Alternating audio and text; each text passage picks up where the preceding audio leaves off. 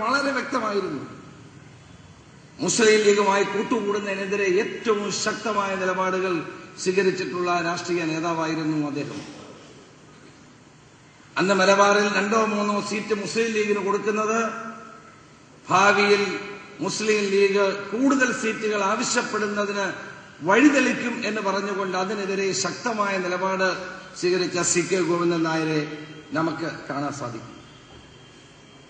ഒരിക്കൽ അദ്ദേഹം KPCC പ്രസിഡന്റായിരുന്ന കാലത്ത് കോഴിക്കോട് ജില്ലാ കോൺഗ്രസ് കമ്മിറ്റി മുസ്ലിം ലീഗുമായി ചേർന്ന് കോഴിക്കോട് കോർപ്പറേഷനിൽ മത്സരിക്കാൻ തീരുമാനിച്ചു. CK കോഴിക്കോട് റെയിൽവേ സ്റ്റേഷനിൽ വന്നിറങ്ങിയപ്പോൾ പത്രക്കാർ പൊതിഞ്ഞു. അദ്ദേഹത്തോട് ചോദിച്ചു, എന്താണ് കോഴിക്കോട് കോർപ്പറേഷനിലെ ഈ മുസ്ലിം ലീഗ് കോൺഗ്രസിന്റെ ഐക്യത്തെപ്പറ്റി പറയുന്നതെന്ന് പറഞ്ഞു. അദ്ദേഹം പറഞ്ഞു, KPCC പ്രസിഡന്റ് എന്നുള്ള സ്ഥാനം ഉപയോഗിച്ചുകൊണ്ട് ഞാൻ ആ ധാരണയും ഐക്യവും റദ്ദ് ചെയ്യുന്നു എന്ന് പറഞ്ഞു. അങ്ങനെ DCC പ്രസിഡന്റിന് അങ്ങനത്തെ പേര് ഞാൻ മറന്നുപോയി,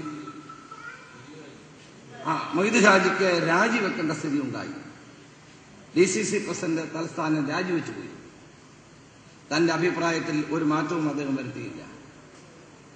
രണ്ടാമത് KPCC പ്രസിഡന്റ് ആയപ്പോൾ അദ്ദേഹത്തോട് പറഞ്ഞു, KPCC ജനറൽ സെക്രട്ടറിയായി ഈ അടുത്ത സമയത്ത് ഒരാഴ്ചക്ക് മുമ്പ് മരിച്ചുപോയ മുൻ MLA ശ്രീ മാലത്ത് ഗോപിനാഥ പിള്ളയെ നിയമിക്കണമെന്ന് പറഞ്ഞു.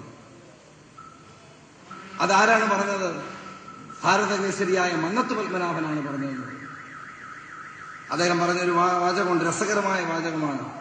മന്നത്തോടൊപ്പമുള്ള അടുപ്പം വേറെ, രാഷ്ട്രീയം വേറെ. മാലത്ത് ഗോപിനാഥ പിള്ള ജനറൽ സെക്രട്ടറി ആയില്ല, പകരം ഗോപാലേട്ടൻ K ഗോപാലിനെ ജനറൽ സെക്രട്ടറി ആയി നിയമിച്ചു.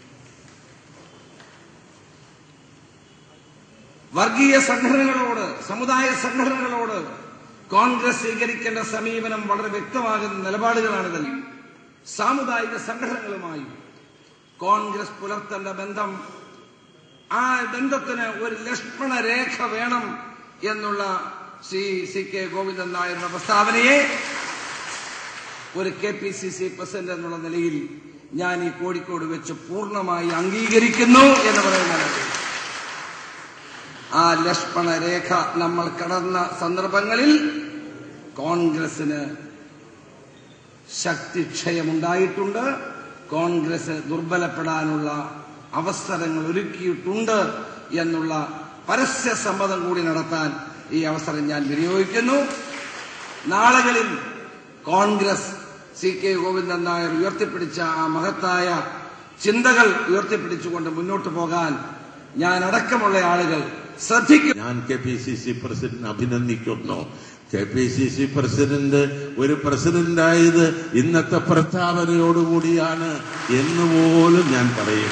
പ്രസിഡന്റ് തന്നെ മുരളി പ്രസിഡന്റായ പോലെ, അതുപോലെ ബാക്കിയുള്ള ആളുകളൊക്കെ പ്രസിഡന്റായ പോലെ, വരദരാജൻ നായർ പ്രസിഡന്റായ പോലെ, KK വിശ്വനാഥൻ പ്രസിഡന്റായ പോലെ, എന്നാൽ ഇന്ന് CK ഗോവിന്ദൻ നായരുടെ അനുയായിയായ പ്രസിഡന്റായി മാറിയിരിക്കുന്നു ഈ പ്രസ്താവനയോടുകൂടി എന്ന് ഞാൻ പറയുന്നു. അദ്ദേഹം പറഞ്ഞ ശരിയാണ്. ഇന്ന് കൊടുത്താൽ നാളെ ഇരട്ടി ചോദിക്കും.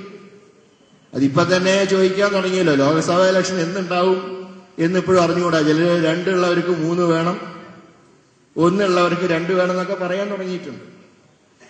അത് കൊടുത്തു കഴിഞ്ഞാൽ എന്താണ് ഉണ്ടാവുക എന്നുള്ള കാര്യമൊക്കെ എല്ലാവർക്കും അറിയാവുന്ന കാര്യം.